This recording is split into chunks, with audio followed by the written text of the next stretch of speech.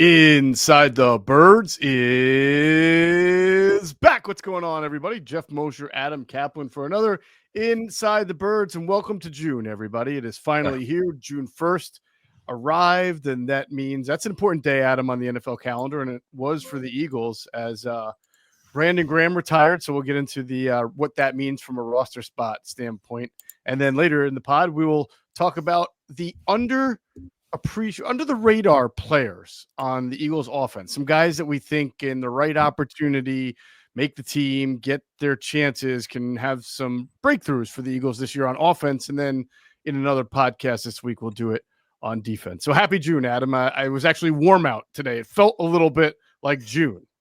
Yeah, on Monday, yeah, it was nice. Low 70s here back in the Philadelphia area. Mm-hmm. Phillies, thankfully, are away from the bank because they need to get away. They what a terrible week and that was for the Phils. But so let's get to Brandon Graham's note just very quickly here. So Brandon Graham, as we know, retired. So for the player pension, I believe you have to go on the reserve retired list for it to kick in. Simply the way it works. He did re-sign last year for a total of $5 million, which he certainly earned. He did a great job. So he retired as a champion again. Two-time Super Bowl champion in 2017 and 2024, and so that's that. And by the way, and this is it's from the same team, but from a different player who was not an Eagle in any recent year. But Ronald Darby retired. This one was surprising because Ronald Darby signed one for a season for $2 million with the Texans. I hope he didn't cash the signing bonus check if he got it already, because you have to give it back since he's not going to play. So yeah, that was a surprise. Just typically what happens is guys like Frank Ragnall retired. He was a great player. He's not a Hall of Famer, but he's a really good player. He's had a bunch of injuries, four-time Pro Bowler, starting center for the Lions. But getting back to Ronald Darby, what a great trade that was. Oh gosh, yeah. Even though he missed 10 games that year and they went 9-1 without him, but he was really integral to. He helped him. Yeah, he certainly helped him. No doubt. I was there was with the Eagles for a while. Became more of a journeyman, with the Jaguars, the Ravens over the years, the Broncos. That was his big deal that he signed after he was with the Eagles. So, he does retire after 11 years. So he had a good career, by the way. Guy could run. Played at Florida State. So that was a really good trade that the Eagles made, and that was what was that August of 2017? Yes, it was Jordan Matthews and a third-round pick for Ronald Darby. So the story with Jordan Matthews was he had an ankle injury. This I don't know how I remember this, but this is one of those weird ones where. So he had an ankle injury, and the Eagles. I'm fairly certain. I know it's 8 years ago, but I'm pretty certain that he played. It was a preseason game at Green Bay. He played because they wanted to make sure the ankle was good, and so they could trade him. They had to show the Bills they could trade him, or that he was healthy enough to play, which he was. He would have another injury with Buffalo, but that was a really good trade for the Eagles. It's another one where we've seen how he do this over the years. Every once in a while, he makes a trade before the season starts. One of the best ones ever was Gardner Johnson, who helped them get the Super Bowl in 2022. Yep. If you remember, Gardner Johnson was arguably the best nickel defender, and then he moved to safety with the Eagles, all like hugged up to the season. That was incredible. So it goes to show you when Howie knows that they're up against it, they got to do something. He gets it done. Yeah, no, that was really a good one. You're right about the surprising nature of the Darby trade because he had already signed. It reminded me sort of the Devontae Parker one last year. He had signed. He was going to go to, camp for the Eagles, compete, but he retired before it ever came down to that. So you're seeing that, I guess, a little bit more and more guys just for whatever reason, their body's not feeling it. Their mind's not into it. And they retire even after signing with a team in free agency. So with Brandon Graham retiring, the Eagles he goes on the list. It opens up a spot on their 90-man, and they move quickly at him to fill one of those spots. And because another spot's going to open once the Bryce Huff trade is complete. But the one for Brandon gets filled by an offensive lineman out of Clemson, Marcus Tate. He was with the Eagles in their rookie camp. I guess what surprised me about it, Adam, is that I kind of thought, I wrote this for Philly Voice too, and it still might happen with the next spot that opens. I thought the Eagles would be a little more aggressive this time of the year, trying to find a backup center. Because right now, as we talked about in the last podcast, with Juergens still sidelined as he comes back from the back injury, you got Brett Toth running with the first teamers. He's not going to make the team. And then Drew Kendall, the rookie, next in line there. And I just thought, given what they did last year with trying to find a guy who can snap the ball and be a backup so that Landon Dickerson doesn't have to slide over, I kind of thought that they'd be aggressive there, and maybe they still will. But Marcus Tate, mostly a guard who's played he's played tackle left and right and left guard at Clemson. Mostly left guard, in college. He was at the rookie camp. So right. This is what's surprising about him. He was a combine participant, but not only was he not drafted, he was a rookie invite. Okay. Mm-hmm. That's how's a combine invite not even get signed as an undrafted free agent right after the draft? That's weird. Now, here's part of why he went to Clemson, right? 6'5" and a quarter, 320. He's got a guard body, 32 3/4 inch arm, so he's less than 33. That's almost certain to play guard. And here's the other part, which is not good. Small hands. He's got Kenny Pickett hands, size 9. That's wow. So small. So that made me wonder. I wonder if the untold story of this is maybe Stoutland thinks they can make him into a center. I don't know. We'll see. I mean, usually that's going to be an undersized guy who's really athletic. This guy is in the 320s, but I don't, we'll see. We'll see if they feel what kind of athlete he is. But, the fact that he's played left tackle, right tackle, and left guard makes me think he's a pretty good athlete. So we'll see. We'll see if he gets snaps at center, or if we'll see if he takes some snaps there, and if they have that in mind for him. Real quick, let me see if he okay. So he didn't. He worked out at. Well, I don't know. See, here's the thing: he did not work out the comment. I don't know if he had an injury that he's coming back from. I just find it bizarre that a guy that it is very rare. I could tell you, covering this for 27 years, where a guy who was at the combine does not even get signed right after the draft. Like there's. We'll look into it. We'll see if there's an injury or something. It's just bizarre to me. Yeah, that it makes no sense. But hey, okay.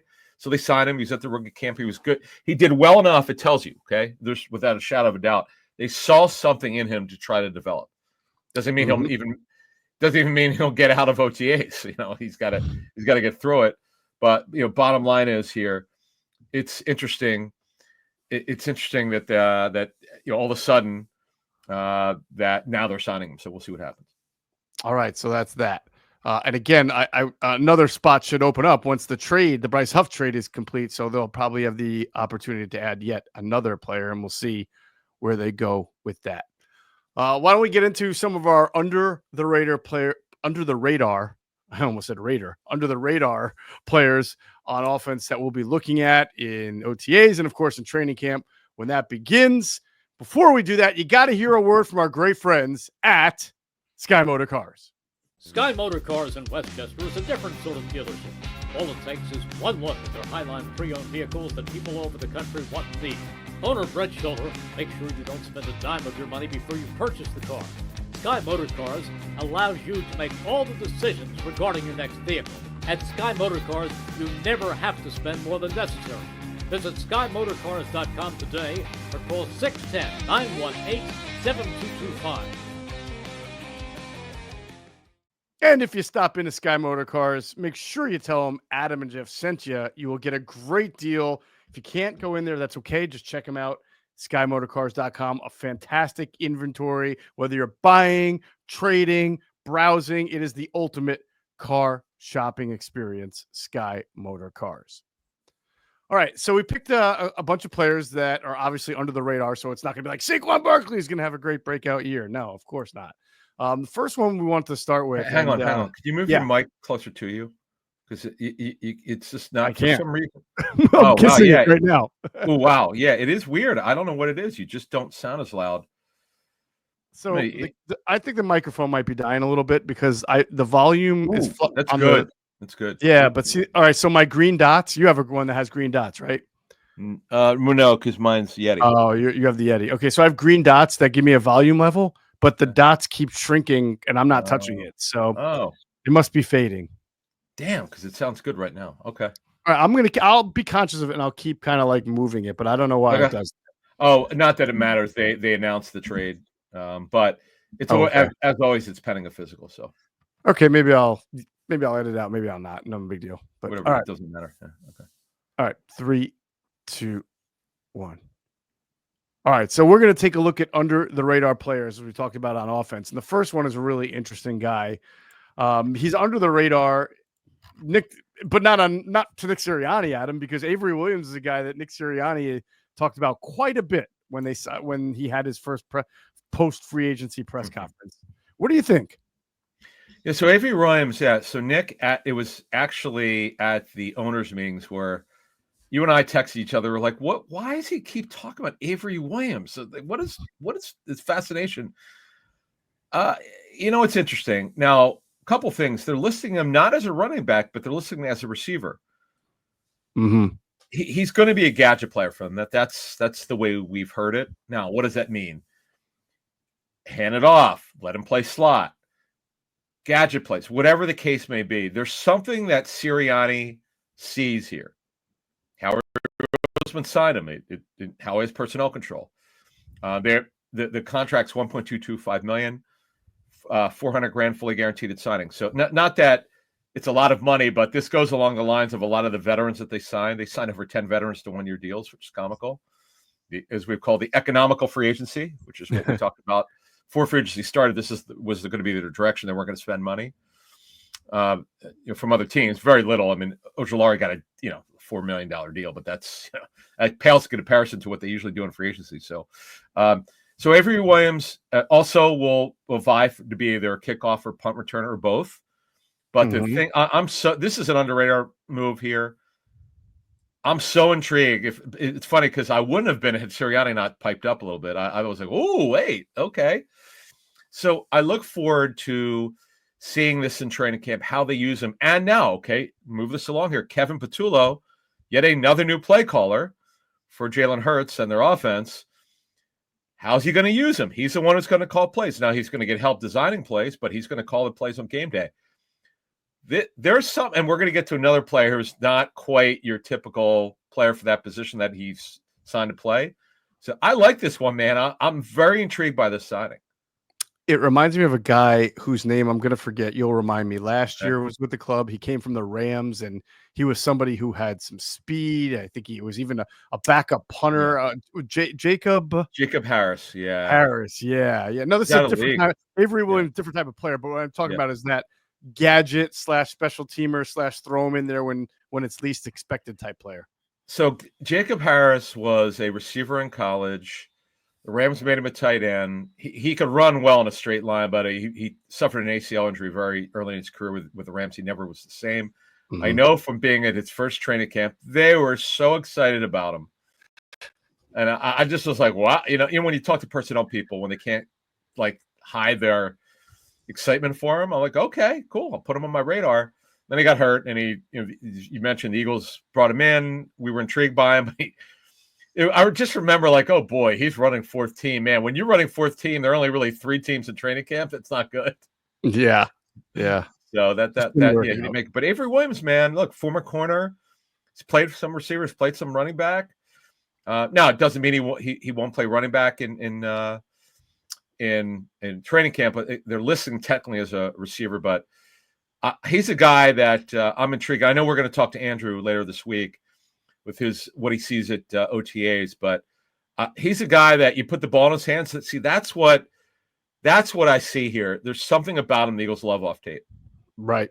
All right. So we'll see. I'm interested to see how they use him, but I'm sort of cautiously interested. I don't want to get too. Yeah, I get it. We'll see. So the next 2 guys are also wide receivers. One I have far more interest in the other. But let's start with the first one, Terrace Marshall. There's reasons to be intrigued because he was such a high pick of the Panthers in 2021. And I suppose there's something to be said about coming to the right type of offensive environment. And you can find some guys who took a while, but when they found that environment, they thrived. But I don't know about him just because this is now the 3rd or 4th team he's been on. And if it's just not there, sometimes it's just not there, That's the best way to put it. However, it's not like he's 30 years old, okay? We know he's done next to nothing in the NFL. He turns 25 next week. He's a second rounder in 21. Now, he's on this fourth team. I could tell you from talking to the Panthers when they work with him, he got hurt in 2022. He just would not apply himself. There was like, okay, didn't work, but he's going to get better. We know he's an outside receiver, could play inside if you want him to. 6'2.5", 200 pounds, and could run. He's got good length. He just would frustrate their coaches and whatever staff that was. I remember talking to the Panthers about it. Mm-hmm. They expected so much more out of him, and they were done with him. After year 3, they cut him last summer. Spent some time on the Niners practice squad. Niners got rid of him. He went to the Raiders. Was on and off their practice squad, and he signed with the Eagles prior to the draft, signed in April. And this guy, look, here's the thing. Why am I intrigued? He's long, he could run. Guy's a second round pick. He's a good college player.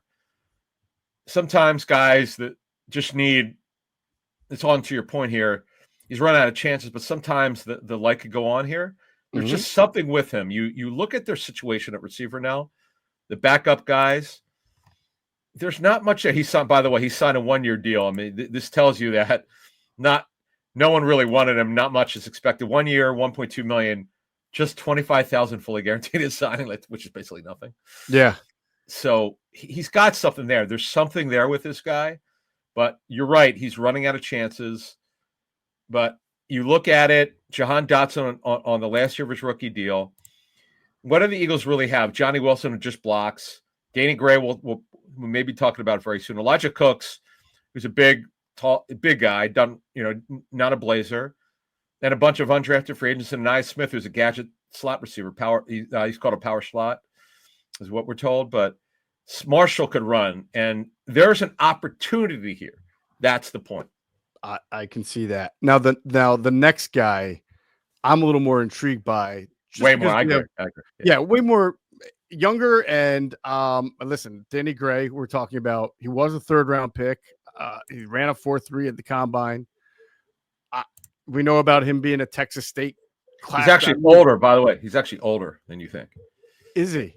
Yeah, he's 26. Here's why. He went point. to Blinn Junior College. There was another player who went there. Damn it. A really good player. There's a couple of guys that came out of Blinn. Yeah. Yeah. Did you remember? Was it an Eagle? I don't remember. Yes. I'll look it up while you're talking, but I know. Okay. Yeah. So basically, he was a 3rd round pick out of SMU. He could have stayed, but he decided to leave a year early. He played 2 years at Blinn Junior College. Was great there. Played 2 years Newton at as well. Cam Newton started off at Blinn. There you go. There's that. Boy, didn't get any bigger than that. Cam Newton. Right. The video of that. There is some video of him playing at Blinn Junior College, by the way. And it's so funny because he's so much bigger than everyone else. Yep. Also, Xavier Hutchinson, by the way, if you remember. Xavier did he really? Yeah. Who's with the Texans? I think receiver. I think so. Yeah. Okay. So he was a Texas State Class 3 100-meter champion. Did a 400 relay. The guy's was a track star. Combine time phenomenal, 4.33. That got him, despite not. I mean, the numbers we put up at SMU were fine. Where they weren't like eye popping because he was a speed guy. He wasn't a volume pass catcher, but he could run. Problem is, he was nothing but hurt for the most part with the Niners. He's healthy. He was with Eagles last season, as you know, on their practice squad. This guy could fly. Once again, folks, there's an opportunity here. Another guy I really look forward to seeing in training camp. You know what? I'll tell you what, training camp battles, and I know we'll do a training camp battle show closer to training camp. Mm-hmm. And I know the Eagles are probably going to be heavy, 12 personnel again. Dotson's the first guy off the bench. When they go 11, he's the first guy to fill in if somebody can't play. We're talking about Brown or Smith. But you know what? If Dotson gets hurt or isn't playing well, you need a 4th guy, by the way. You can't just dress 3. And there's going to be an opportunity here. And we mentioned Nye Smith, but man, to me, Danny Gray is intriguing as hell. Definitely. And I'll just throw this in before we move on to another guy. Yeah. Andrew DeCecco has written a lot about Gray, spoke to him, but he's done it the right way. The reason why Andrew has written a lot about Danny Gray is because Andrew has done a great job cultivating relationships with other players on the team, especially at the cornerback. He got to know Eli Ricks from Rookie Diary. Yeah. He got to know Andre Sam. He's talked to a lot of the good defensive, the defensive backs on the team who go up against Gray a lot of times, especially earlier in camp when it's third versus third, fourth versus fourth, and they all rave about him. They keep saying how good he's been. And then Andrew's also talked to the starters who go against him in the look team, right? Because Danny Gray will be the other team's speed receiver every week. And they've raved about his ability to get open. So when you have that many people talking about you, you got something going on there. So doesn't mean he's definitely making the team, but that's what's intrigued me about it. I'll be honest with you. If he makes the team, I'd love to get, we should have like a Danny Gray, the Checo diary. Oh, that might be an interesting one. Yeah. Yeah. I know you got to make the team first. You know? Yeah. Cause he's got a lot of personality. He doesn't lack in confidence. Good. All right. So moving on, then again, we're just doing offense. We'll do defense in the next pod. We're going to talk about the two tight ends that the Eagles signed in free agency, Bryant and Granson, Harrison Bryant, KylenGranson. And I feel like one of these two, it's hard to predict which one. They both have a good reason for why they would pop and flourish with this team. One of these two, to me, Adam, will wind up probably really impressing us. So the feeling here is it's a gut feeling. Based on what we were told about Goddard and how much they were looking to move him in March, and thankfully they didn't. It didn't work out, but it worked out for both sides. Obviously, for Dallas to come back, he took a pay cut, but you know what? They're happy to have him back, and we'll see what happens this season. But the feeling was that in March, based on what we had heard, they were basically signing Harrison Bryant, KylenGranson, brought back Cameron Latu. They brought in Nick Muse. Now, Nick Muse is the guy who was with them last year a little bit, and he's back. They gave him a little bit of guarantee money, but the big ones big ones, but Bryant and Granson, it was kind of like, to me, and Terrace back, that they're going to move on from Goddard, go with these guys, maybe draft somebody. Not that you need somebody. They have 7 tight ends on the roster now, but the problem was if you traded Goddard, you didn't have a starter. Although Harrison Bryant, and we'll start with him, he's a former Mackey Award winner at Florida Atlantic. In fact, he had 2 monster seasons there, one in particular. The guy's talented. He struggled a little bit with the quarterback play there. Mm-hmm. And Njoku, part of it was then David Njoku finally broke out and became a leader for the Browns, became a really good football player. He does everything. And then the Raiders, they brought him in. They drafted Michael Mayer. Then you saw Brock Bowers, so there was kind of over for him. But he's intriguing. He's got a good football player. He will block. He not a great blocker, but he's willing to block. And that's part of the total package with him. And by the way, his contract is 1 year, $1.2 million, $780K fully guaranteed at signing. So there's something there with this guy. He's never been able to put it together. Yeah.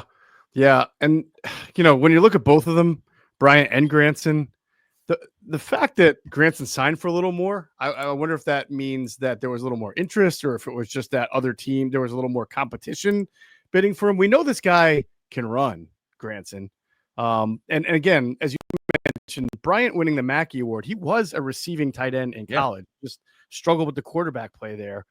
But in this offense, I almost give the lean to the guy who can run, because this offense is can attack you in so many different ways. You can get open quick in the short area, especially if that's where Granson can excel. I can see him really kind of popping in training camp. All right, so KylenGranson signs a 1 year, $1.75 million deal, $1 million fully guaranteed at signing. So he went with the Colts, and he was an undersized tight end, 6'1.5". Mm-hmm. But see, Eagles use what's called the F position. You have your Y, which is your inline. Your F is you'll see him lined up, like you'll see where Goddard's lined up, and then you'll see the F tight end, Calcaterra. You'll see him lined up like a little bit behind him, because you don't want Calcaterra in line very much. So Granson's not going to be in line very much. But here's the thing: he's a specialty tight end. He's a move tight end who could run after the catch. That's his thing in open space. Well, it's interesting. They signed Avery Williams, kind of a specialty player, could be gadget player. There's something here. There's just something that the Eagles see here with Granson, Avery Williams. There's something gadgety with this thing. Not Granson's not a gadget player, but you get my point. He's off. Yeah. He's not he's not a wide tight end. So I'm fascinated to see what happens here. Who knows? Like I know he's on a 1-year deal, and the Eagles have all these 1-year deal guys, but he's got some talent. The Colts never get figured out with him, is what I was told. Yeah, and that's a team that had quarterback issues too. So you can understand if in a different environment, you got a lot more out of him. All right, last guy.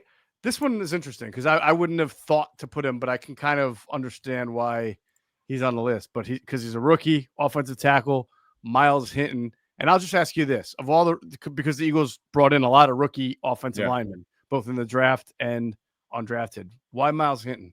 All right, so I put him on the list.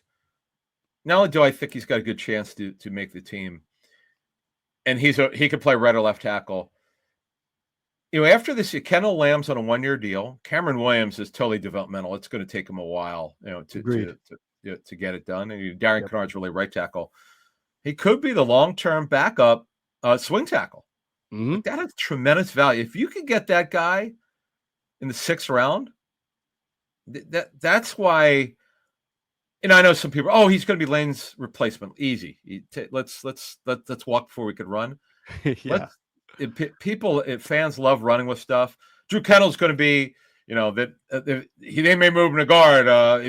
If Steve doesn't work out, let's just relax. Let the thing play out. But the realistic thing here for Myles Hinton is he could certainly be, if he performs well, the future swing tackle, and that's got tremendous value. So we'll see what happens. But that's an under the radar, not signing, but player draftee. Yeah, no doubt. And, him and Kendall are the two guys who have the bloodlines. So they've got a little bit more, like Trotter Jr., you could tell he was a little bit ahead of the curve just on playing the position. I'm sure a lot of that came from his dad. So, yeah, you could see that. Plus, you play at Michigan, you know how to play the line. Now, I know he played at Stanford for most of his career, but still, you go to Michigan and play offensive line, you get coached up, and you know how to, play that position. So I could see it. And it'll be interesting to see in general all the offensive linemen that they brought in, how that starts to work itself out from second and third. We know the first team wanted, except for right guard. But second string, third string, these guys are going to get a lot of opportunities. Just ask our friend Darian Kennard, who got more reps than anybody in the world got last year in the preseason. Darian probably won't have to play an entire preseason game at tackle because of what they've brought in. Yeah, so now one question I would ask you: did Kennard? Did he play every? I know he played at least one full game. Did he play every snap in the preseason? What was the story with him? I think he played every single he played every single snap in a preseason game twice out of the 3 games, I believe. Okay. I was just curious. It's just so bizarre. Yeah. Okay. He might have led the preseason, and he might have set a record for offensive lineman preseason snaps. Because usually those guys are in and out. But, man, because most teams have a lot of them that they're trying to get showcased and trying to get reps to. Correct. So pretty rare to see a guy play that many. True. All right, great stuff. Those are our players on offense who are under the radar. And, of course, on the next pod, we'll get you any breaking news that happens. And, of course, under the radar players on defense. That's going to do it for this episode of Inside the Birds, the leading podcast in Eagles intel. And as always, we thank you for flying with us inside the bird.